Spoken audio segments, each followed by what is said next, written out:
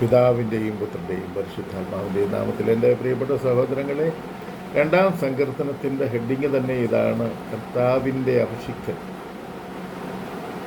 ആരാണ് ഈ അഭിഷിക്തൻ? ദൈവത്താൽ തിരഞ്ഞെടുക്കപ്പെടുകയും പരിശുദ്ധ മാമോദീസായിലൂടെ ശുദ്ധീകരിക്കപ്പെട്ട് എല്ലാ മനുഷ്യരും അഭിഷിക്തരാണ്. അപ്പോൾ പൗരോഹിത്യമോ? പൗരോഹിത്യം ശുശ്രൂഷ വരം ലഭിച്ച വേർതിരിക്കപ്പെട്ട വ്യക്തികളാണ് പുരോഹിതരായിരിക്കുന്നത്. അപ്പം നമ്മളെല്ലാവരും അഭിഷിക്തരാണ്. അതുകൊണ്ട് നമ്മൾ പരസ്പരം ബഹുമാനിക്കുകയും മറ്റുള്ള മനുഷ്യരെ കൂടുതൽ ആദരിക്കുകയും ചെയ്യും. അതാണ് നമ്മൾ മനസ്സിലാക്കേണ്ടത്. അധികാരങ്ങളെല്ലാം ദൈവത്തിൽ നിന്നാണ്.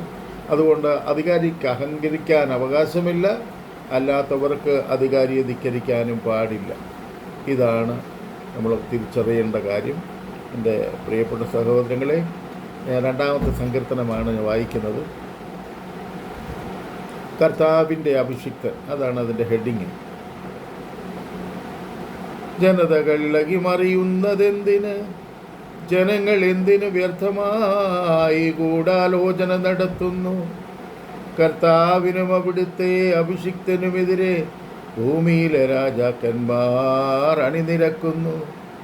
ഭരണാധിപന്മാർ കൂടി ആലോചിക്കുന്നു. അവർ വച്ച വിലങ്ങുകൾ തകർക്കാം, അവരുടെ ചങ്ങല പൊട്ടിച്ചു മോചനം നേടാം.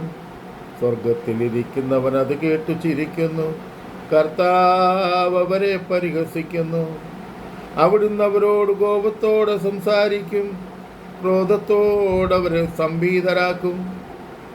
എൻ്റെ വിശുദ്ധ പർവ്വതമായ സിയോനിൽ ഞാനാണ് എൻ്റെ രാജാവിനെ വാഴിച്ചതെന്ന് അവിടുന്ന് അരുൾ ചെയ്യും.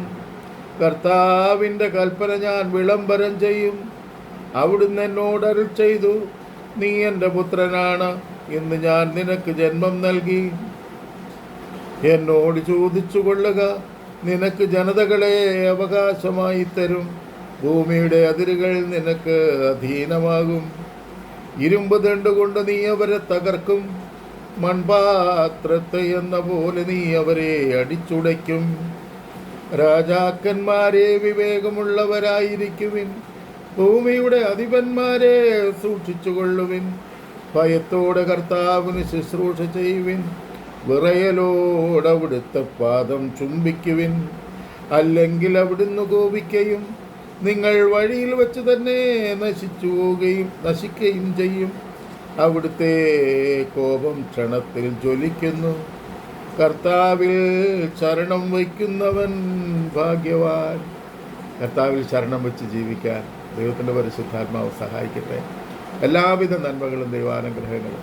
സങ്കീർത്തനം ഇങ്ങനെ ഓരോന്ന് വായിച്ച് ചെയ്യുമ്പോൾ അത് കേൾക്കുന്ന നിങ്ങൾക്കൊക്കെ വലിയ ദൈവാനുഭവം ഉണ്ടാകട്ടെ എന്ന് പ്രാർത്ഥിക്കുന്നു. ആമേൻ.